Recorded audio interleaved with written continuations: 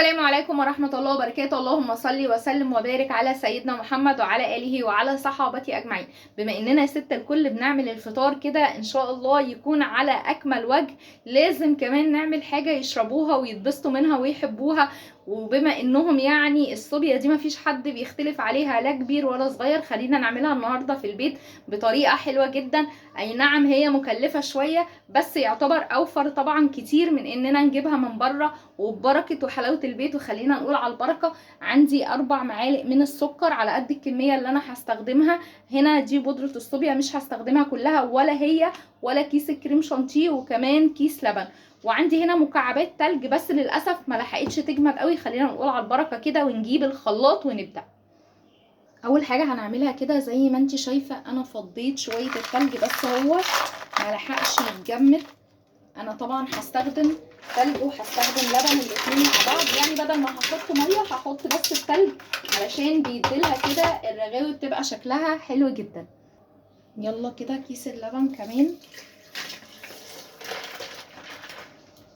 هحط كمان معلقتين من جوز الهند كده بيديلها طعم حلو قوي. دي معلقه ودي التانية. والسكر دول هنضربهم الاول مع بعض. يبقى اول حاجه هنعملها هنضرب السكر وجوز الهند واللبن والتلج مع بعض الاول.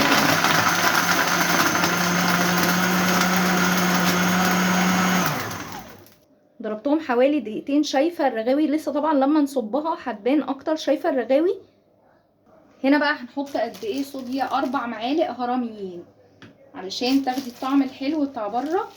ادي واحده، ادي كده نزلنا بواحده، وادي التانية 3 4. بصي بقى، ما احنا مش كل يوم بنعملها يا ست الكل. كيس الكريم شانتيه بيبقى فيه كده حوالي 4 معالق، هننزل بمعلقتين. بصي جامده، مش قادره اقولك جميله قد ايه.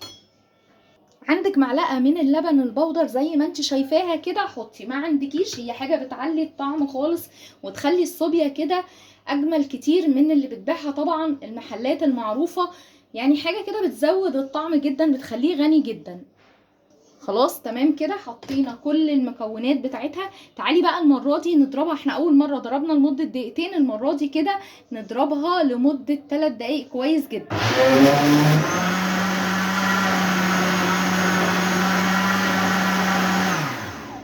شايفه بقى الرغاوي ايه اللي على الوش، والطعم بقى مش قادره اقولك خطير قد ايه. بسم الله، يلا بينا كده. بصي الجمال ايه ده، حاجه بجد طعمها روعه. شايفه الرغاوي؟ اظن بعد الطريقه الحلوه جدا دي يا ست الكل ما اعتقدش انك هتشتريها من بره. ولما هنجيب الحاجه مش هنعملها كلها في يوم واحد زي ما انت شايفه، اكيد اتفضل معانا مره كمان. بس بجد طعمها خطير جدا. وطبعا انت عارفه الكوبايه بره وصلت لكام.